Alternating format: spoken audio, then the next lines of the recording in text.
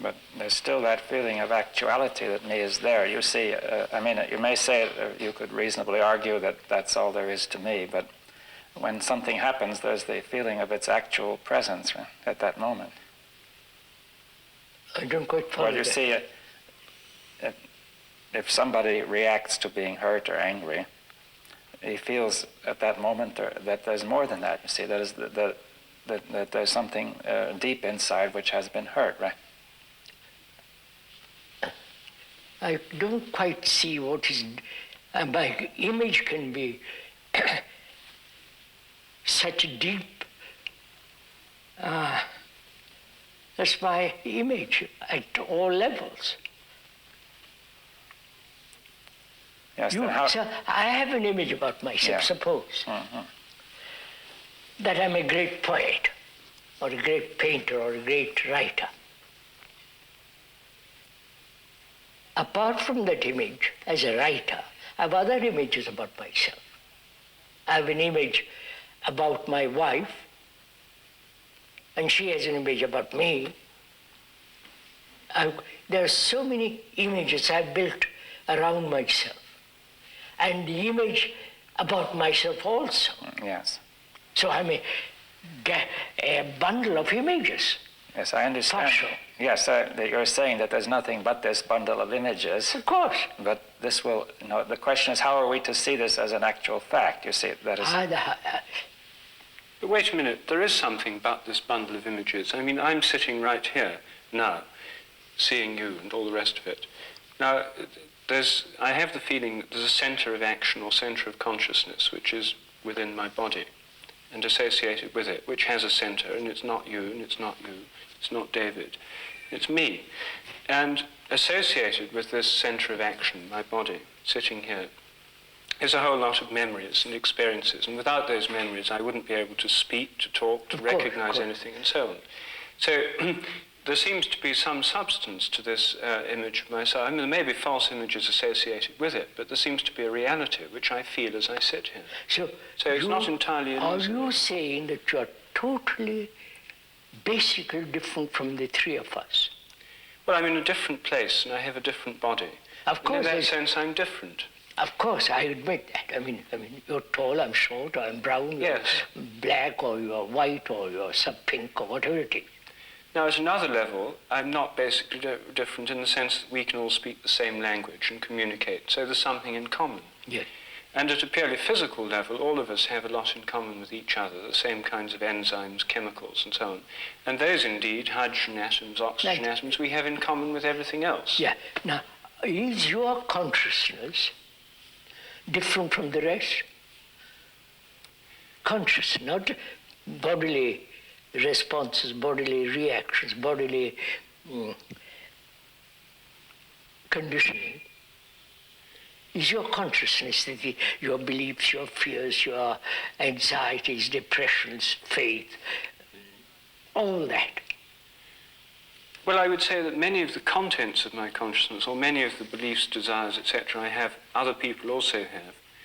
But I would say the particular combination of experiences, memories, desires, etc., I have are unique, because I've had a particular set of experiences as you have and as everyone has, which makes a unique combination of these different elements.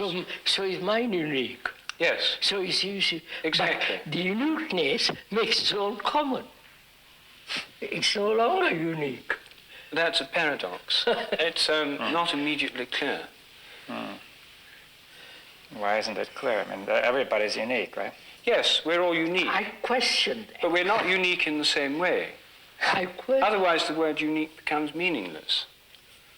What? Otherwise, well, if we're unique, each of us is unique. We have a unique set of experiences, environmental factors, memories, etc.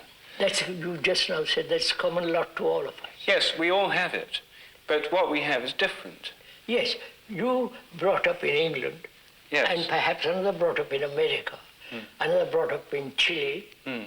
We all have different experiences. Yes. Different country, different views, different mountains and so on. Yes. But apart from the physical environment,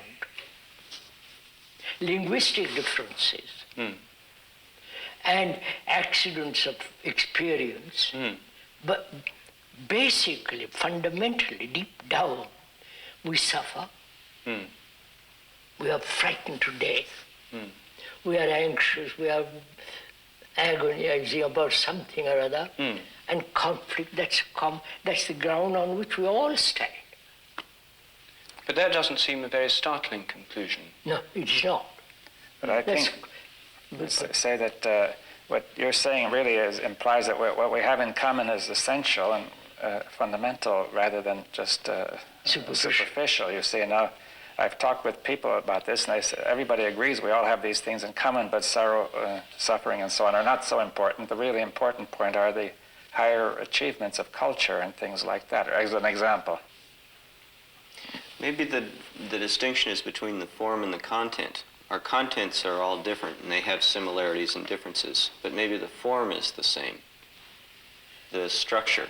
I would say content are the same for all human beings. But you see, I can recognize that there's such a thing as common humanity, but I would regard that as quite possibly an abstraction or a projection rather than a reality. How do I know that's not an abstraction? Because you go around the world, you see people suffer. You see human beings in agony, despair, depression, loneliness, lack of affection, lack of care, attention. That's